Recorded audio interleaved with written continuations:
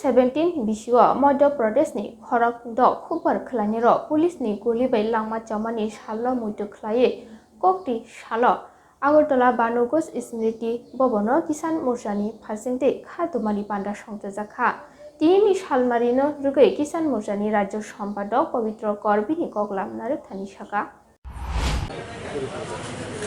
আজকে 6ই জুন 2017 সালে 6ই জুন মধ্যপ্রদেশে সেখানকার কৃষকরা মাত্র 3-4টি দাবি নিয়ে লড়াইতে নেমেছিল। প্রথম দাবি হলো তাদের সমস্ত কৃষি ঋণ মুকুব করতে হবে, ফসল সরকারি ঘোষিত ন্যায্য মূল্যে কিনতে হবে এবং জলসেচ। এবং তারা প্রথম থেকেই তখন বিজেপির বাগেলা ছিলেন মুখ্যমন্ত্রী, তিনি এই কৃষকদের দাবিকে অস্বীকার করার চেষ্টা করেছেন। পাল্টাভাবে আরএসএসের যে কৃষক সংগঠন তাকে দিয়ে পাল্টা আক্রমণ করার চেষ্টা করেছেন, কিন্তু কৃষকরা অনড় ছিলেন। 4 থেকে 5 দিন যাওয়ার পরে এই কৃষক বিক্ষোভকে দমানোর জন্য এটা বিরাট পুলিশ বাহিনীকে পাঠানো হয়।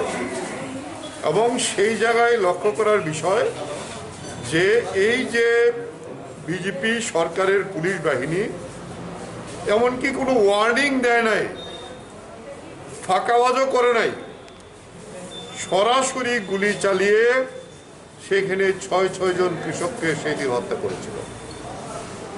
তাহলে এই যে সংগ্রামী কৃষকেরা তারা মধ্যপ্রদেশের মনসুরে তাদের জীবন দিয়েছিলেন, শহীদ হয়েছিলেন।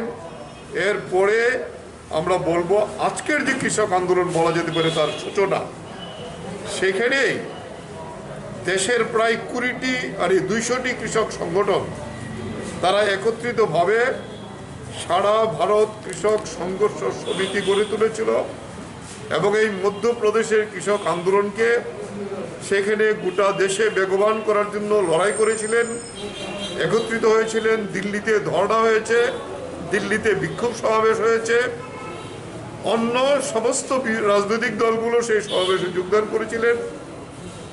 আর তার পরবর্তী সময়ে আপনারা জানেন 2020 সালে নরেন্দ্র মোদীর সরকার এই গতকাল গেছে 5ই আগস্ট, সেই 5ই আগস্টে যে দেশের 5 জুন দেশের কর্পোরেটদের হাতে সমস্ত কৃষিকে তুলে দেওয়ার জন্য, কৃষকদের তুলে দেওয়ার জন্য অর্ডিন্যান্স জারি করেছিল প্রতিবারের সুযোগ নিয়ে।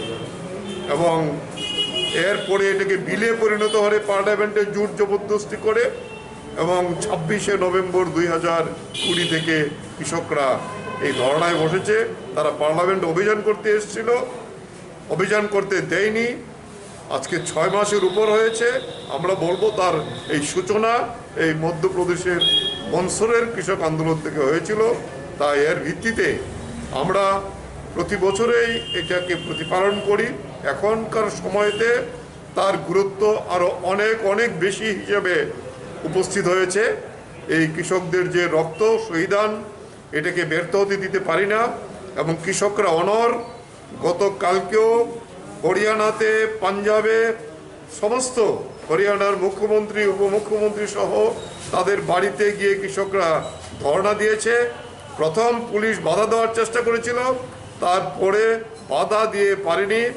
পরে সেইভাবেই আজকে প্রতিরোধ তৈরি হয়েছে গোটা দেশের মধ্যে। যদি আজকে অতিমারি সেখানে পরিস্থিতি স্বাভাবিক হয়, সংযুক্ত কিষাণ মোর্চার সিদ্ধান্ত নিয়েছে 25-30 লক্ষ লোক নিয়ে দিল্লির পার্লামেন্ট অভিযান করা হবে। দাবি আদায় না করে কৃষকরা ঘরে ফিরবেন না, যতই আক্রমণ হোক না কেন।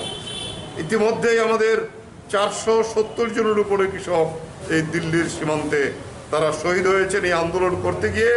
তাই আমরা বলবো এই মধ্যপ্রদেশের যে কমরেডরা, কৃষকরা শহীদ হয়েছিল, তাদের প্রতি আজকে আমাদের শপথ নিয়ে এই প্রতিজ্ঞা আমরা গোটা দেশে এটা ছড়িয়ে দেব যে শুধু দিল্লির সীমান্তে না, গোটা দেশের কৃষকরা এই কৃষক আন্দোলনে আমরা একত্রিতভাবে করি। গতকালকে আমরা যে কর্মসূচি করেছিলাম তাতে 215টি জায়গা থেকে প্রায় 5,000-এর কাছাকাছি বিভিন্ন জায়গায় এই 9টি সংগঠনের কর্মীরা যোগ দিয়েছে। আমরা পরিবেশ দিবসও প্রতিপালন করেছি, যেহেতু বিশ্ব পরিবেশ দিবস এই করোনার সময়তে এটা অত্যন্ত গুরুত্বপূর্ণ।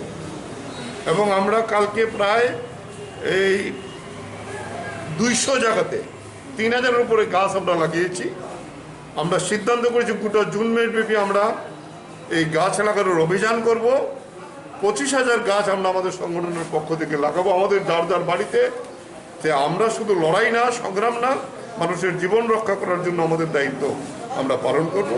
এই সময়েতে আমরা এই কৃষকদের আবার স্মরণ করছি এবং তাদের নিয়ে শপথ করব। এই কৃষক আন্দোলনকে আমরা দৃঢ়ভাবে এগিয়ে নিয়ে যাব। এই শপথ করে তাদের প্রতি শ্রদ্ধা জানিয়ে আমাদের আজকের এই কর্মসূচি আমরা এখানেই আমার